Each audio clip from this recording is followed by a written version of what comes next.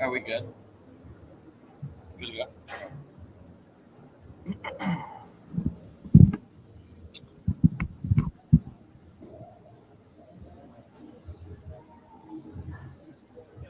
Okay. Good afternoon, everyone. Welcome back to day 2 of Xpo Canna. My name is Duncan Markovich. I am the owner and co-founder of Better Ways LLC. We opened in 2019, right after the Federal Farm Bill Act of 2018 was established.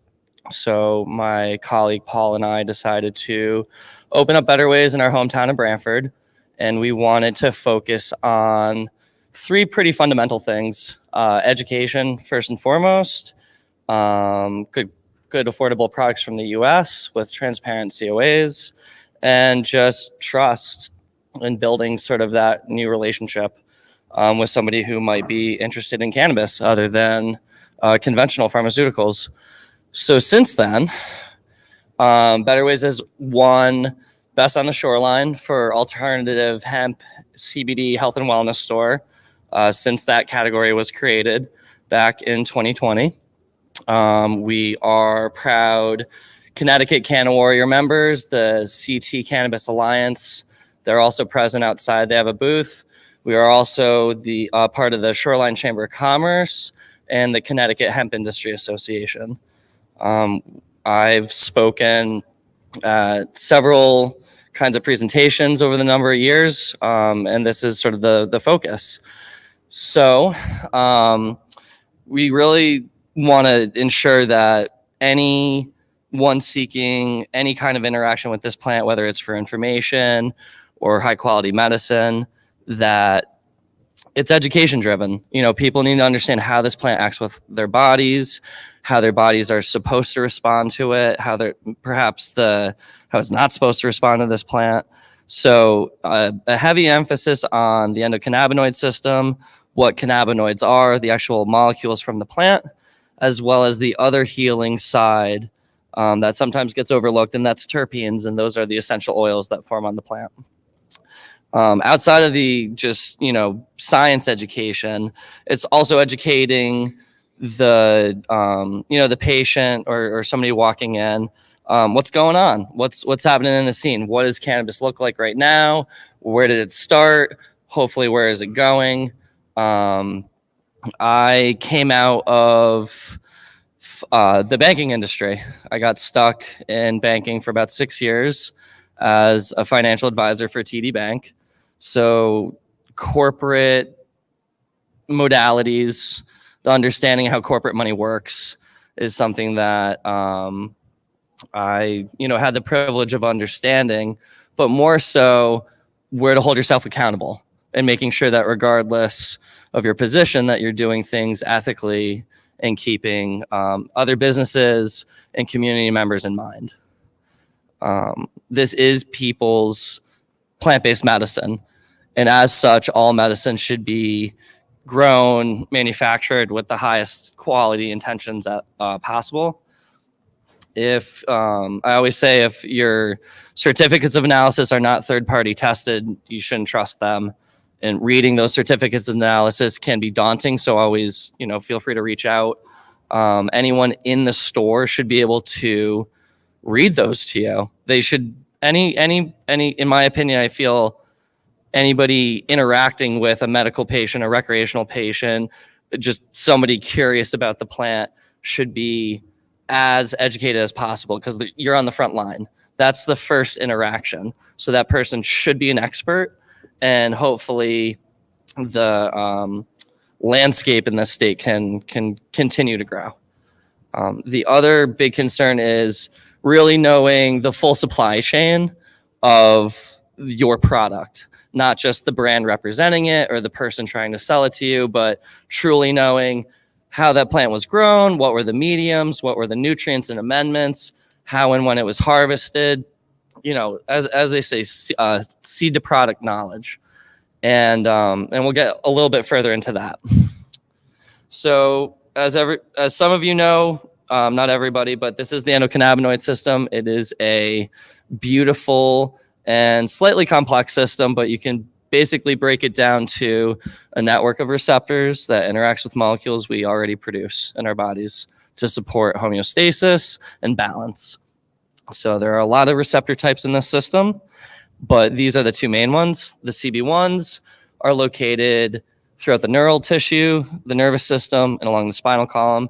CB2 receptors located throughout the tongue. The majority of the GI tract really densely populated in the upper intestine. Your extremities and your skin is also a receptor site. So what they say is, these molecules interact with our body, different levels, different proportions, depends on the strain, depends on how the manufactured product is designed. Some are for sleep, some are for energy, some are for focus. But all in all, I'm a big proponent of what's called the full spectrum product, and that supports the concept of the entourage effect. When you go from the raw plant material, which nature's designed perfectly for thousands of years, the essential oils, the terpenes, the cannabinoids, all that's figured out.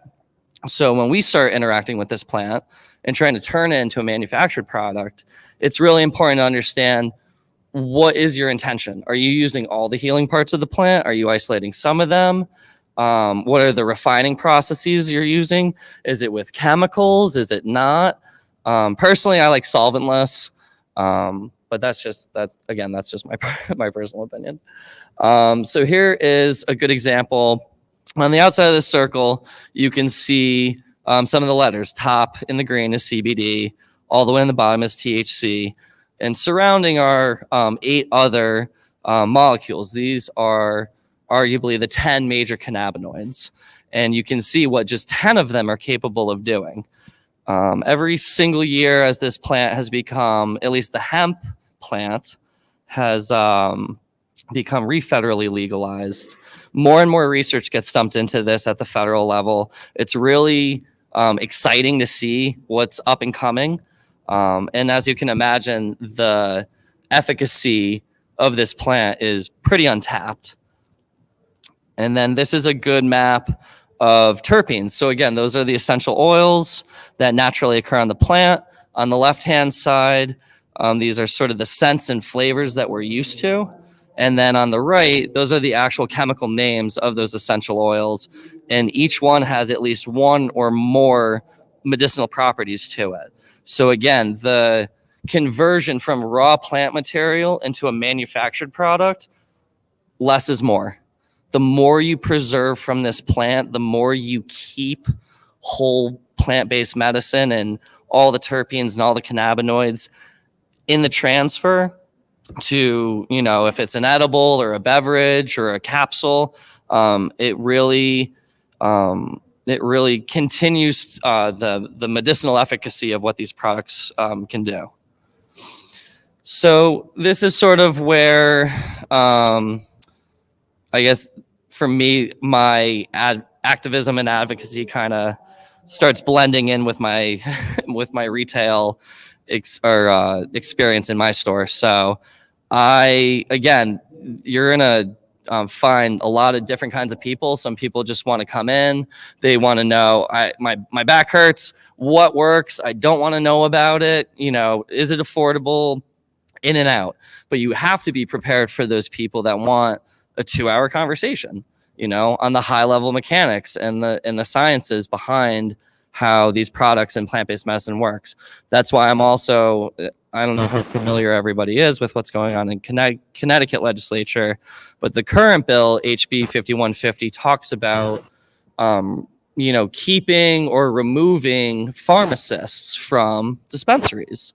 And I think it would be a great disservice to any community member or anybody going into a dispensary if there's not a medical expert on hand, somebody who just knows this stuff in and out and can sit with somebody. I myself, I've spent a lot of time hearing a lot of different things, people's physical ailments, their mental ailments, what's going on in their lives. You kind of, you're kind of like psychologist / bartender, but at the end of the day, we're all trying to heal. So it's important to be able to reach a person on that personal level, get them to understand how this plant can benefit them potentially if they're very interested in sticking with it. But it's truly at that education level that the trust is built. Because if you go someplace and you say, well, I have trouble sleeping, I have no idea how their products are working, or what, if it's going to help you get to sleep or stay asleep, or if you're going to get up in the middle of the night. I'm not really sure how that trust is going to be kept.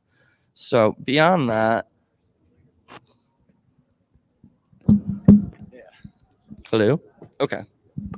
So beyond that, for me, it's about community and hyper awareness. This plant is sacred. A lot of people look to this plant for healing potential, and I think with it comes a lot of responsibility. So in that, stay in your lane. Don't second guess something if you're not an expert. Don't pretend to be an expert. Don't try and step up into an arena that you know very little about, because at the end of the day, it's not about whether or not you look foolish. It's whether or not a patient gets harmed on the back end because of your ignorance. So, it's about due diligence. We are beginning to craft a brand new industry.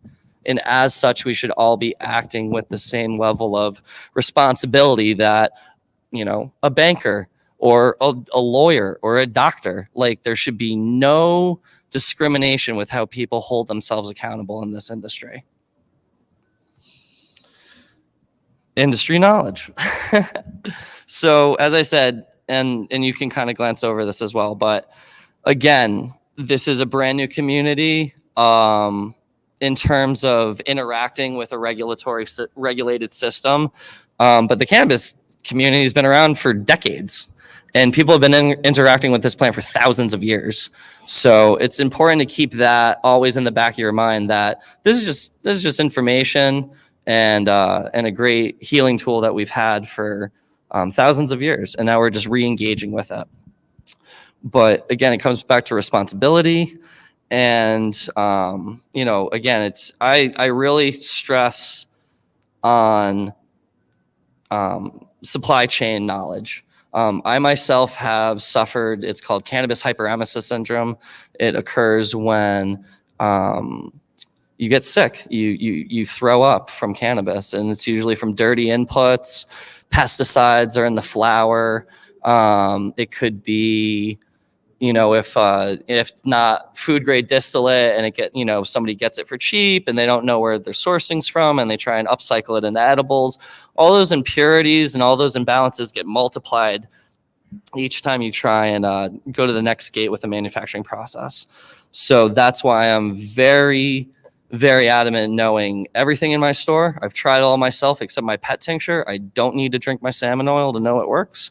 But right now, because this is not federally legal, states are allowed to remediate flower how they see fit.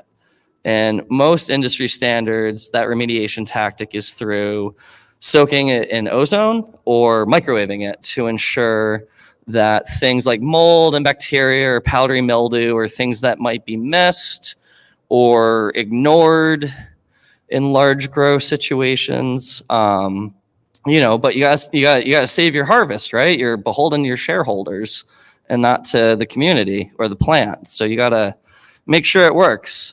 So that can occur, and those are remediation tactics that not everyone's aware about. And I think it's important in a state that's so heavily focused on, transparency and packaging and labeling, that any and all remediated products should be as such as well.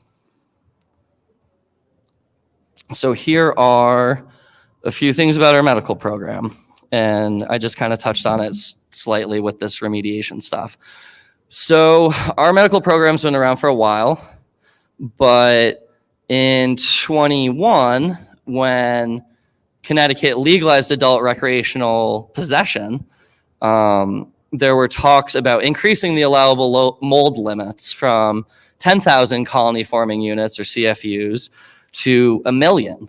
And there were a lot of people in Connecticut industry and beyond that were concerned about this increase. And we voiced our concerns, including myself. And that those limits were increased fourfold. And so now Connecticut has the highest level of mold and bacteria limits in a medical marijuana program in the state, or I'm sorry, in the country, combined with a few other states. When that legislative decision was made at the time in 22, over 54,000 medical patients in Connecticut's program were not alerted that the mold limits would be increased. Not really sure why. Kind of like if there was an E. coli outbreak in your grocery store and Stop and Shop didn't say anything about it, there'd be some issues. At the end of the day, again, patients are my concern. Honoring this plant, making good meds. So it's important that people act accordingly. I have an audio clip from what happened. I had a medical marijuana patient in January of 23, and she came into my store, and this is what she had to say.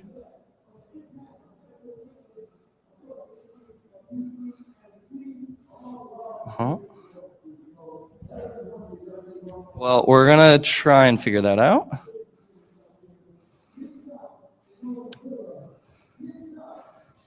I have that audio, but we can go on.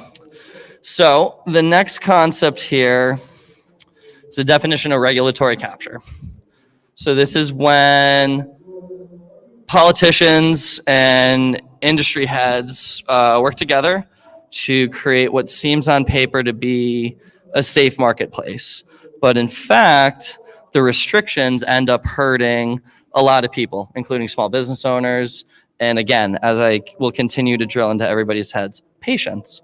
So this is a grave concern of mine and several of my other colleagues. What the greater concern is, not so much that small business owners kind of get left in the dust, but it's just an inherent breaking of trust. It's setting the wrong caliber of interaction with the community, especially those who may not have any knowledge about cannabis at all, but they might hear of something like this and say, well, I don't really trust that. Where do they go? Where are they supposed to go? And that's why we need a good caregiver program. So these are some really lovely maps. This is courtesy of Box Brown.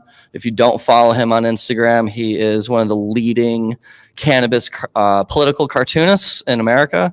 And he is just really great guy. But he is equally concerned with sort of keeping accountability and observation with what's going on here in America with these companies. So this is, these images are a little old, but roughly you can understand what's going on. So this was canopy growth and kind of how they spread out throughout the country. This is Green Thumb. We got our good friends at Rise over there. This is True Leave. And then we got Curaleaf. So again, this is just a good observational, web, how everything is proceeding across this country. And I have Box Brown's, some of his work right here. This is his first comic strip about a local Connecticut cannabis group of enthusiasts and diehard caregivers. And so this was back in 21, and you can see sort of through the story here of a community coming here together. And then this is the secondary recent one that Box Brown did, again, narrating the story about the High Bazaar and discussing sort of tactics that our government is using, recent decisions by our Attorney General, General Law Committee, and Commissioner of Department of Consumer Protection. So what's going on here, right? So currently, this week, as of Thursday, HB 5150 was introduced, a continuance of amendments of HB 6699, which was last year's sort of monstrous cannabis bill that rolled a lot of things together that didn't make a lot of sense, especially with how the state is interpreting how non-psychoactive limits of THC, especially in edibles, 1 milligram or less, 10-to-1 ratios, 20-to-1 ratios in hemp and CBD products, federally compliant CBD products, I should remind everybody. But there's a fear that that the infrastructure will be too complicated. So a refinement of all things THC is looking to be in our dispensaries. So those in the hemp and CBD industry who started it since 2019, at the direction and support of our Governor Lamont, got re-elected by trying to support, and he did, and he did re-support Connecticut farmers that were looking to do something else with their land. So we have the hemp industry starting. There's an issuance of cultivation licenses and manufacturing licenses and extraction, and CBD stores start popping up. But now, just a few short years later, that whole industry is getting collapsed and handed to companies who didn't even start in Connecticut. So there's some confusion there between state and federal law. And a lot of us in the activism realm it's a sense of a cannabis civil war, so to speak. And so everyone really has to stay on point with, again, honoring the plant, protecting the community and the people, making sure the medicine is at the highest quality and most affordable. And guess what? If you can't afford it, there are people in the industry that will give you your medicine for free. They're called caregivers. They're not going to be in a dispensary, but they are out there, and they have been out there for decades. So if you're interested in getting involved, it's really important. Reach out to your legislators, talk to them about your thoughts, how hemp and CBD has helped, how you are concerned about what's going on in Connecticut. It's about the people who are trying to provide for the patients. So this is really the impact. The patients always get hit the hardest. In terms of just an economic philosophy, the very concepts of free market capitalism are sort of in question here. Local brands, local products, existing communities, existing networks are threatened to be broken and changed with all of this, and I don't think that's right. So, at the end of the day, who do you trust? And that leads me to invite you to tomorrow on Greenhaven Media. I will be speaking with Joe LaChance and a few other of our members from this panel about just this, activism, advocacy, what's going on here in Connecticut.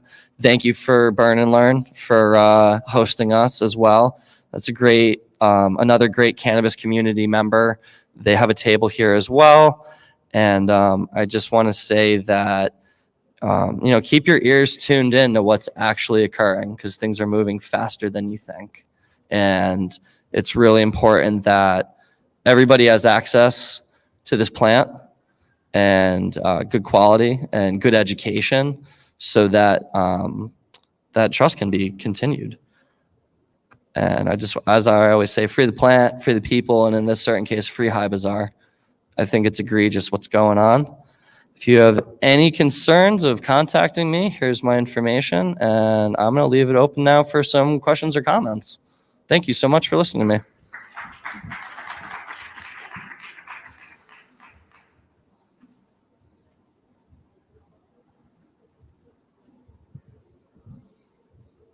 Yes, you in the back.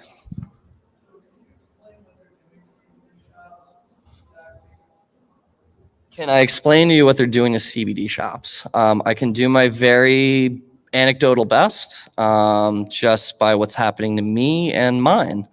So last October, a part of the HB 6699 pork bill, so to speak, hemp and CBD products were impacted. There was concerns that hemp-derived THC and actual THC would clash.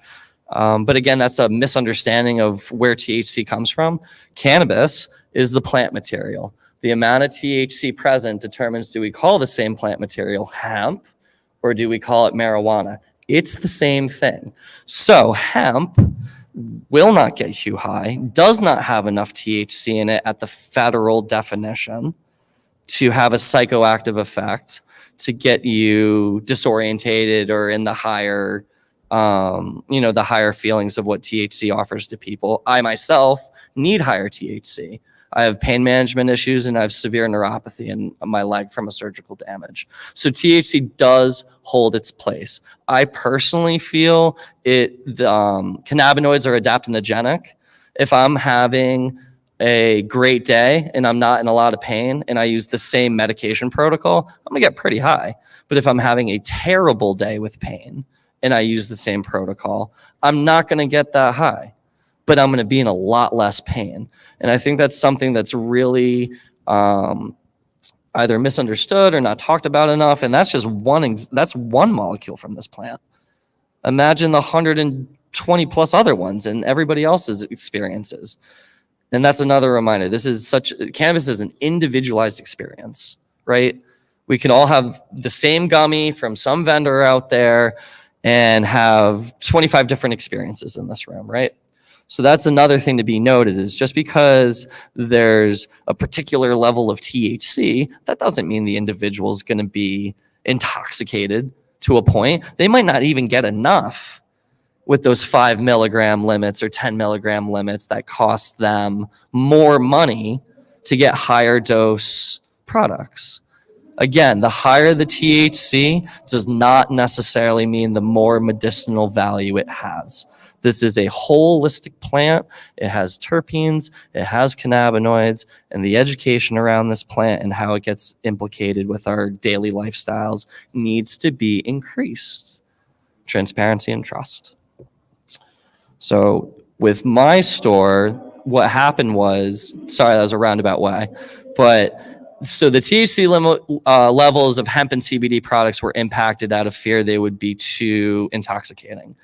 So October of this past year, I had to remove federally compliant products made by my friends here from Ascended, who were actually asked to not participate yesterday for some reason, but they get their cannabis inputs from Sweet Heel Farms by Mike Goodenough.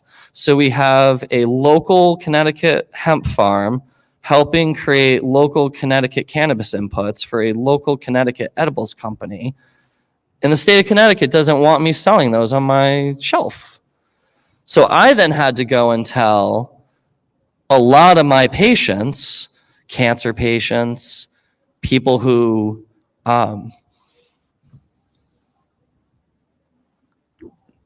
were dying, that I couldn't help them in my store because my legislators made a misguided decision about how this medicine works and how it's to be distributed to the community.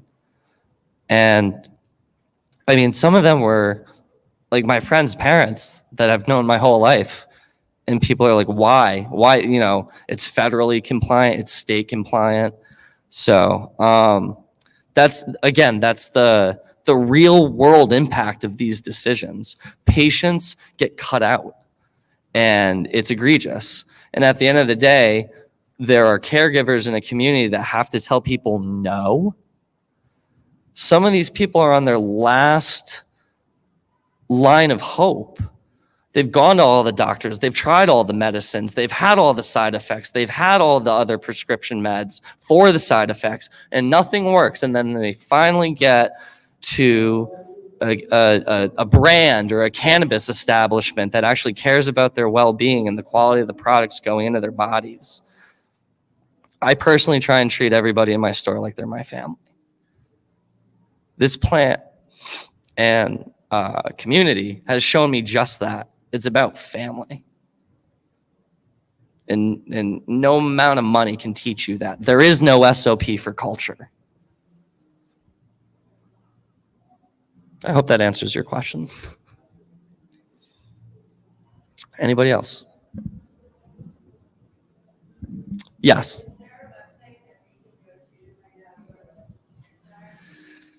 Yes, it is cga.ct/gov. And I, especially with how the cannabis landscape is being shaped and shifted, and I'll leave it at that. I would say it's not just so important to reach out to your current legislator who's in your town, who's a part of your immediate constituency. Reach out to the other ones. Reach out to the ones on the other side of the state, the ones that you don't know, the ones where your family or friends live, and say, hey, this is important to everybody. And it's not just Connecticut. There are activists and advocates in the cannabis industry that are so concerned with what's going on in this state. And like I said, just tune in or everybody's going to get tuned out really quick.